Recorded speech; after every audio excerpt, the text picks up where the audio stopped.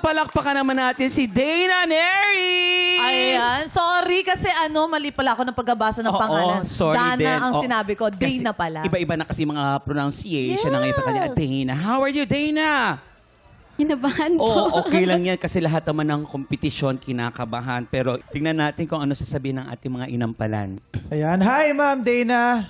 Alam nyo, napaka-powerful po ng mind, no? Kasi kanina, naririnig ko siya, pagdating ko, naririnig ko, bumibirit siya sa fire exit eh. Pinapractice niya to eh. So narinig ko, naaabot niya ng, taas nga ng boses ni Ma'am. So ngayon, nagulat ako bigla nagkaganon. So tingin ko, parang siguro na-overwhelm sa kaba or sa ano. Yun lang po eh. Mabibigay kong tip. Isa rin yun sa, hindi lang yung boses yung dapat nating ihanda pag sumasali sa isang competition, kundi yung focus dapat nandun.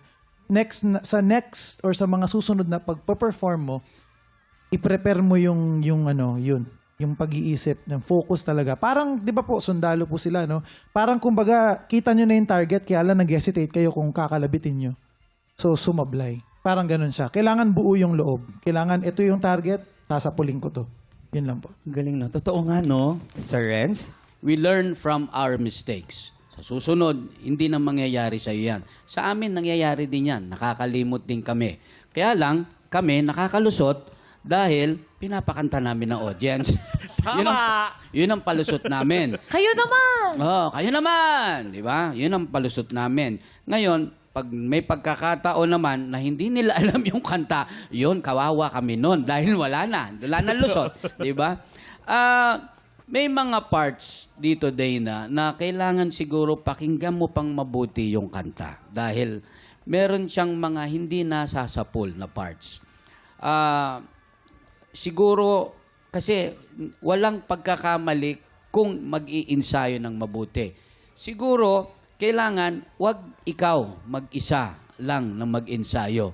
Merong iba dapat na nakikinig sa'yo para masabi niya, ops, dito, medyo alanganin ka, ops, dito, itaas mo, dito, kailangan kasi ng ganon.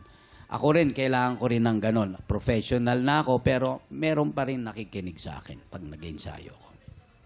Maraming salamat ating inampalan. Yes.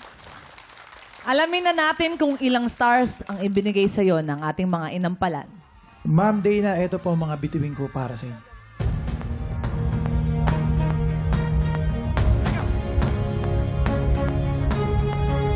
2 stars ang binigay ni Daryl. Ma'am Dana, ito naman ang mga stars ko for you.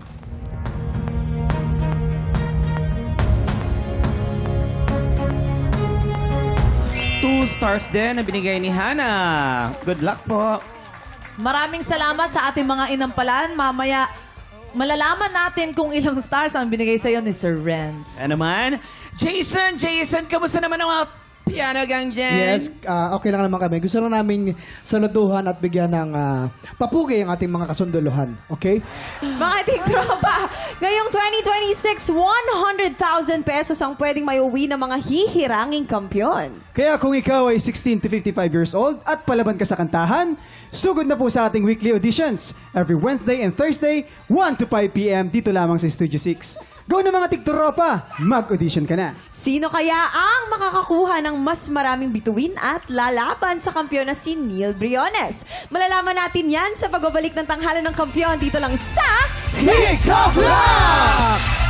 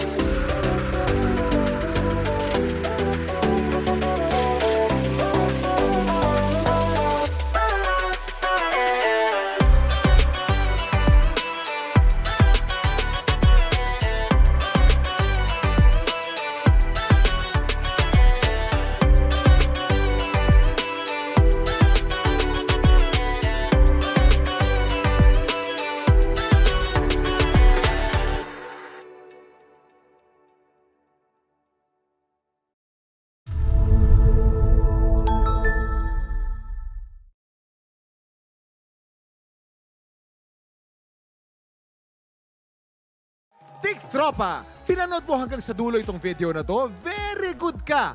For more happy time, watch more TikTok Clock videos on our official social media pages and subscribe to GMA Network official YouTube channel.